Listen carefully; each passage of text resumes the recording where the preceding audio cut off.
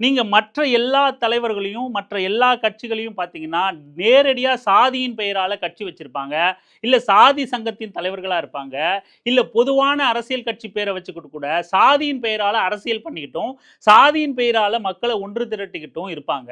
ஆனா, ஒருபோதும் சாதி பார்த்து என் பின்னாடி வராத அப்படின்னு சொல்லக்கூடிய தலைவரா அண்ணன் திருமா தான் இருக்காரு. முதல்ல நாம திருமா அப்படின்னாலே, அல்லது திருமாவளவன் என்கிற பெயரையே சுவர் எழுத்துக்கள்ல பார்த்து கூட வெறுப்போட அணுகிய நாம உண்மையிலேயே அவர் நமக்கு எதிரா இருக்காரான்னு உண்மைய தெரிஞ்சுக்க அவர பின்பற்ற தொடங்கும்போது, இல்ல அவர் அப்படியா நமக்கு எதிரா எங்கேயுமே இயங்கல.